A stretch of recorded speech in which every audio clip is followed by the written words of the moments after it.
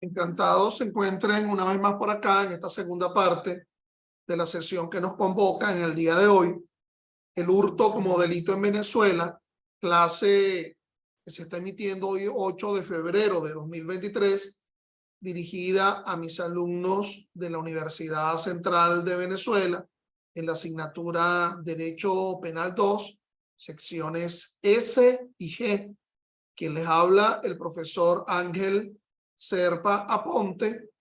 Clases estas que la pueden encontrar en mi canal YouTube, Ángel Serpa Aponte, a los efectos de quien quiera suscribirse al mismo y encontrar respuestas vinculadas al ámbito del derecho penal, del derecho procesal penal, del derecho penal constitucional.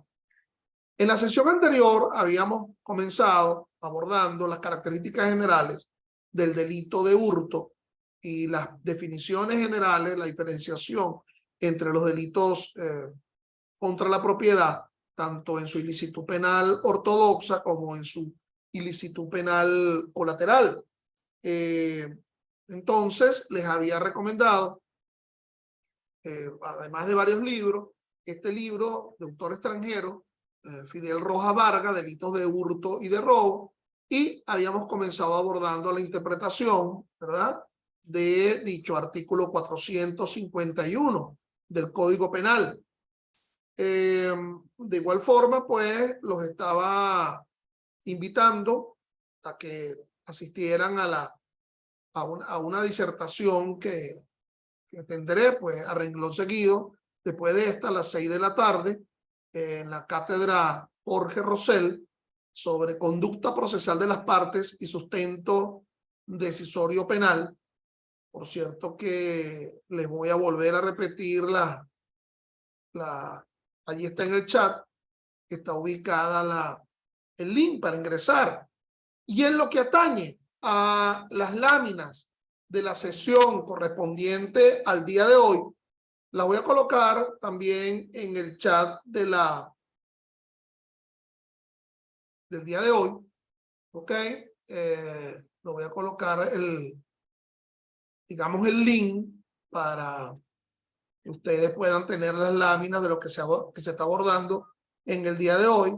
Está colocado, lo acabo de colocar en el chat de la reunión, pero que de igual forma quien vaya a observar esta clase en YouTube, también en el cajón, digamos de la clase, también estará ubicada las coordenadas para las láminas del día de hoy. Por cierto que esta clase va a tener que durar hasta las 5:30, porque recuerden, tengo que acicalarme un poco para el otro compromiso y ahí continuamos. Bueno, amigos míos, entonces decía yo que ese artículo 451 del Código Penal, y ya abordamos las características generales del encabezado de dicho artículo 451. Por cierto, no todas las hipótesis sobre el momento consumativo están bien definidas desde un momento inicial. Fíjense que aquí el verbo rector es apoderarse como el acto consumativo del hurto.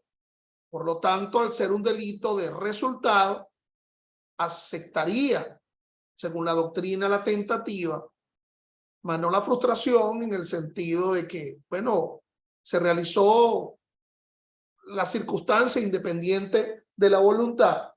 No sería lo que haría incompleto el delito, sino la causa inicial. Y por lo tanto, las teorías que han sido abordadas frente al tema del hurto y que la doctrina desarrolla, y que los invito a que, por ejemplo, en el libro de Grisanti sobre el Manual de Derecho Penal de Parte Especial, está abordado un tanto la explicación del porqué de las diferentes teorías del momento consumativo del delito del hurto. Y entonces, primero se hablaba de la teoría de la aprehensión de la cosa. Según ella, el hurto se consuma cuando la gente pone su mano sobre la cosa. Fíjense que ese de poner su mano sobre la cosa, coger la cosa, a la palabra agarrar implicaría, bueno, tener garras, ¿verdad? Pero bueno, coger, poner la mano sobre la cosa, no alude a la idea que habla el 451 cuando hablábamos del aprovechamiento. Y hay otra teoría, la llamada teoría de la remoción. Se considera consumado el hurto cuando la cosa es movida o trasladada del lugar. Aquí alude a una noción de locatio, de locación del traslado del bien, pero de nuevo no está presente lo que señala el propio artículo 451. La teoría de la ablatio, de acuerdo con ella, el hurto se consuma cuando el autor saca la cosa de la esfera de custodia del tenedor. Entonces, bueno, el tenedor, cuidado con asumir el mal chiste de que se trata de un implemento culinario o de cocina. Tenedor tiene la cosa en ese momento, bien sea por título propietario o como un poseedor precario.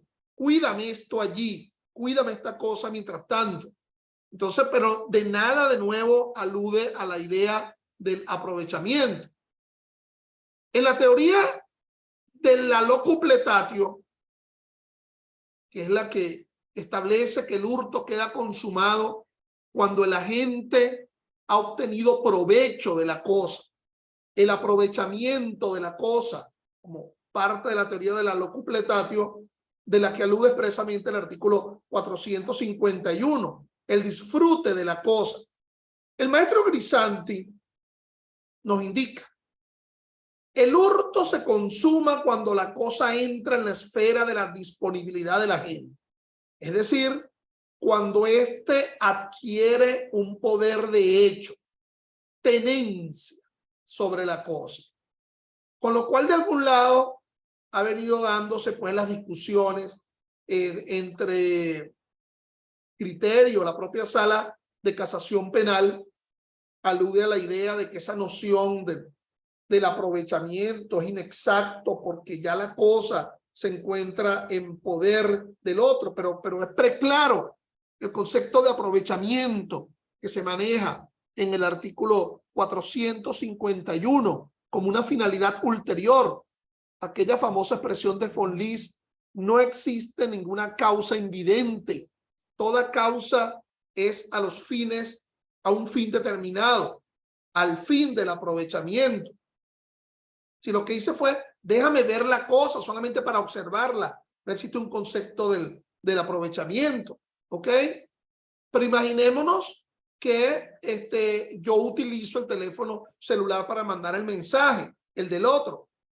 Pero si ese otro, de alguna forma ha permitido ese uso, pues no estaríamos abordando la responsabilidad. Recordemos que es sin el consentimiento, y con lo cual el elemento subjetivo no solamente obra en cabeza de quien se apodera, sino en la posibilidad, aunque sea coyuntural o estructural, de permitirme el uso de la cosa.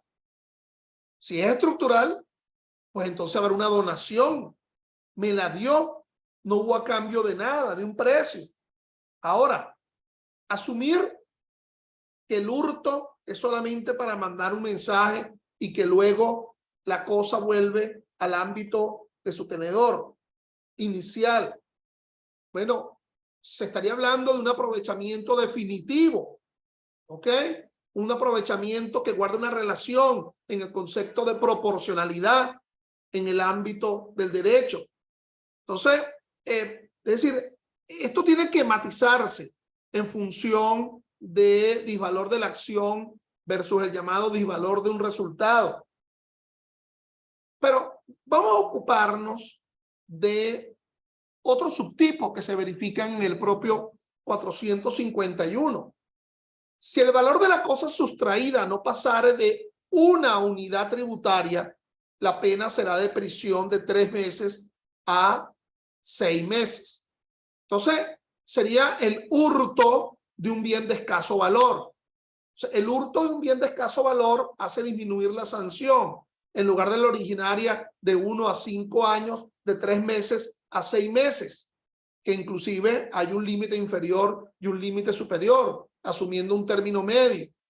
Entonces, hay que tomar en cuenta que también el artículo 482, 481 del Código Penal alude a la cualificación del objeto pasivo en atención a su valor.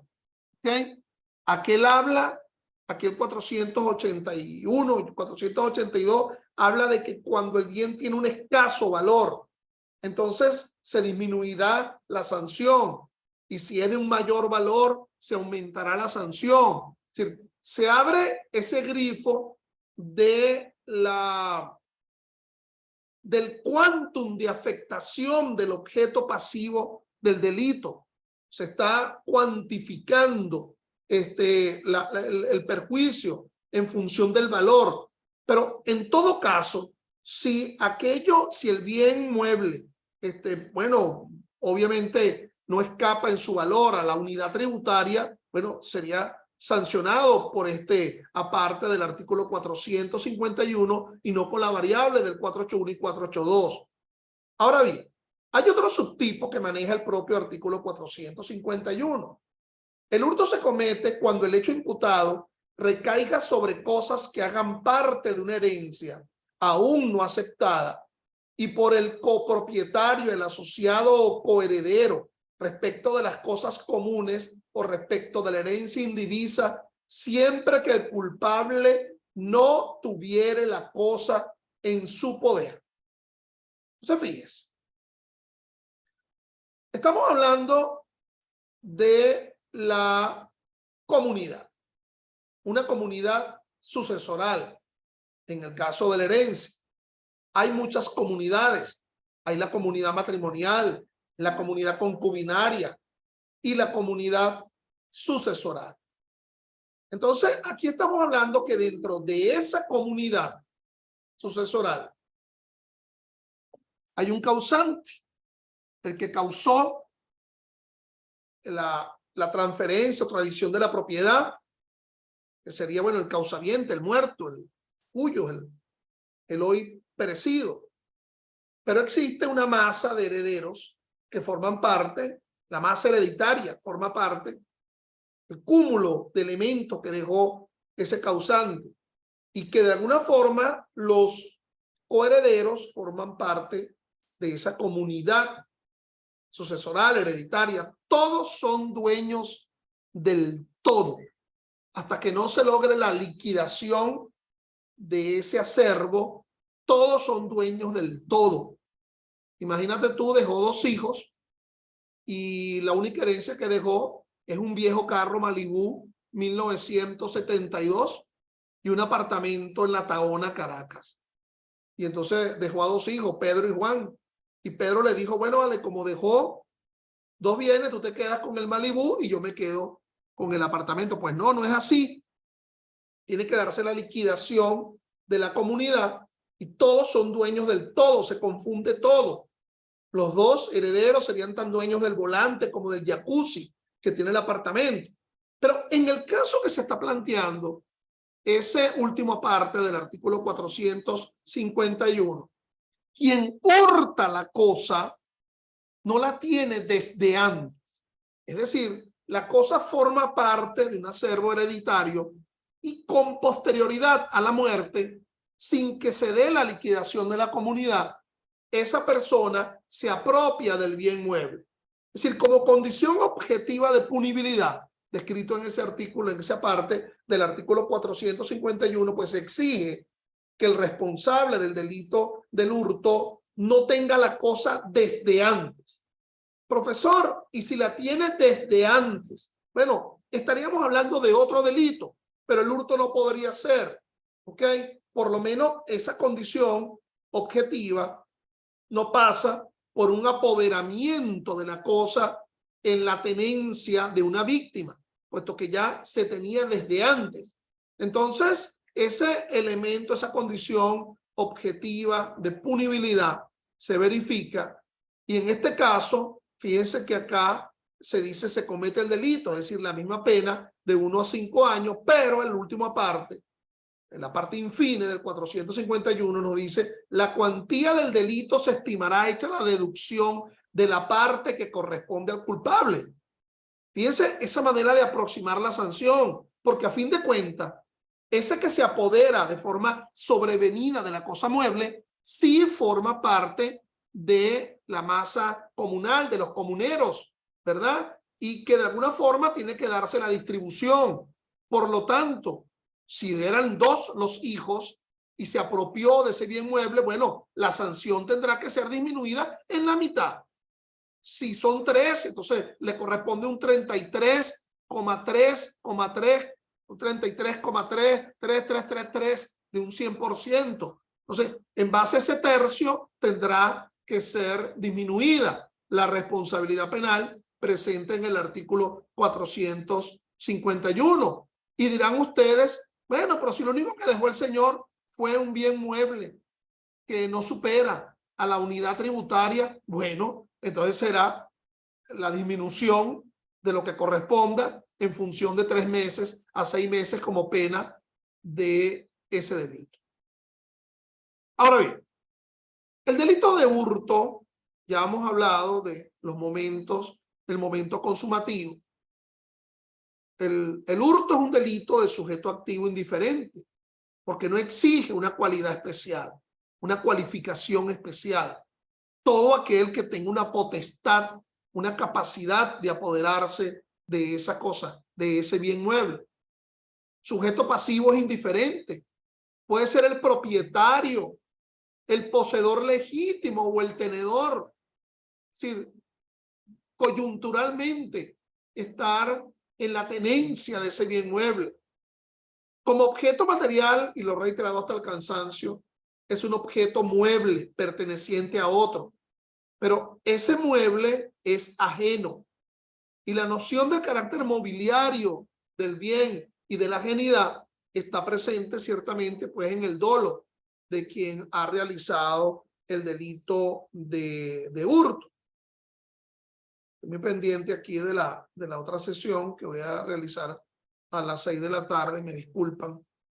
Bueno, a lo cual los invito, por cierto, que también eso va a quedar en el canal YouTube de Universitas Fundación, ¿ok?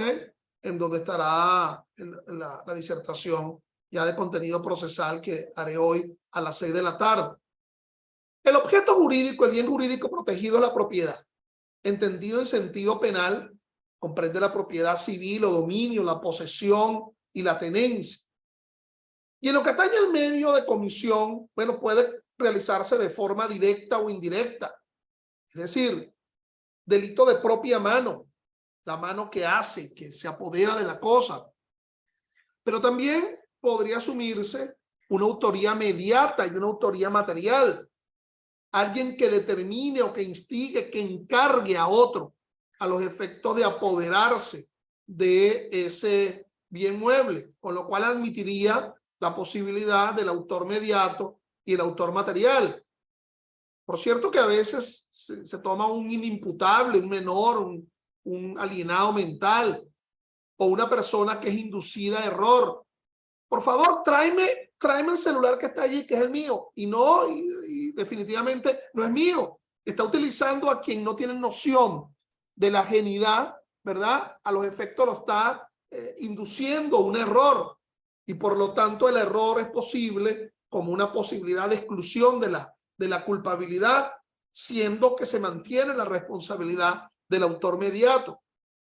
En lo que atañe a los menores, ya sabemos que en la reforma 2015 de la LOMNA se establece solamente responsabilidad penal a los mayores de 14 años y menores de 18 años, siendo que de alguna forma la inimputabilidad del niño que está en el propio Código Penal, menores de 12 años, y se considera niño hasta 12 años, conforme a la LOMNA, pues se extiende un poco a ese adolescente entre 12 y 14 años al momento de la realización del delito. Ahora, de no ser inimputable, pues se mantiene, subsiste esa autoría material. También se podría utilizar, como el ejemplo que yo asomaba, un animal amaestrado. Entonces, es decir, no se requeriría que lo realice con la propia acción, sino que podría utilizar a otros. Las causas de justificación, recuerden que las causas de justificación son aquellas en las cuales se sigue, al existir ella, no se da el carácter antijurídico de la actuación, la antijuridicidad no estaría presente por la existencia de una causa de justificación. Hay una que es bien interesante. En lo particular, yo como juez había decidido al respecto, que es el llamado hurto famélico. Por ejemplo, lo retrata Mendoza, ¿verdad? Siguiendo a Rodríguez de Besa, el consentimiento del propietario del poseedor, perdón, el hurto famélico como una hipótesis específica de estado de necesidad, esa que se verifique en el artículo 65 del Código Penal, el hurto por hambre. Lo desarrolló también Ernest Belling y sobre todo lo desarrolló Feuerbach, ¿okay? Allá al comienzo del siglo XIX. Yo les voy a enviar a ustedes, a mis alumnos, una sentencia sobre el hurto famélico, estado de hambre, estado de necesidad, ¿ok? Que tiene que darse ciertas pautas para abordar ese carácter de ese hurto famélico. También se habla el consentimiento del propietario como una causa que excluye el delito de hurto, conforme a Mendoza Troconis. Y también Grisanti nos habla de que si alguien se apodera violentamente de una cosa que le pertenece y que otro no quiera restituirle, cuando procede la devolución no existe hurto ni robo, pero sí el ejercicio arbitrario de la propia razón o autojusticia, hacerse justicia de propia mano. La comprobación de la existencia del derecho con que se procede funciona como un atenuante solamente. Recordemos que existe lo que se denomina el jus retendi, el derecho de retención. En lo que atañe a la inimputabilidad, bueno, la minoridad penal, es decir, el que no ha alcanzado los 12 años al momento de cometer el hurto, pero ya conmigo ya saben que por la LOGNA se extiende un tanto hasta los 14. Y la enfermedad mental, es decir, el tema de la cleptomanía como enfermedad mental es uno de los típicos ejemplos que conforme al 62 del Código Penal releva libertad y conciencia de los actos. Problema de la noción del carácter ajeno del bien por la propia enfermedad. Obviamente que esto implicaría una demostración pericial a los efectos de que ese experto, ese psiquiatra, ese psicólogo forense pueda afirmar la noción de ajenidad que puede tener el cleptómano. Definitivamente el hurto es un delito doloso. Es decir, mal se podría entender que pueda ser de carácter culposo, por negligencia, por imprudencia, por impericia. Se saca la cosa de la custodia del anterior porque se tiene la noción de la ajenidad del mismo. No puede haber un apoderamiento culposo. El verbo apoderarse, objetivo subjetivo, implica la acción física con el propósito de asumir la cosa en el ámbito, digamos, del señorío, del dominio propio. Bueno, en nuestra clase del jueves, es decir, de mañana, mis alumnos de la sección G de Derecho Penal tendrán la segunda parte o la continuidad, pues ya abordaríamos los hurtos agravados o calificados conforme a los artículos 452 y siguientes del Código Penal. Clase que abordará la otra sección, la S, creo que el otro viernes, si todavía no estamos en las fechas de los exámenes. Bueno, gracias y a la orden para cualquier pregunta.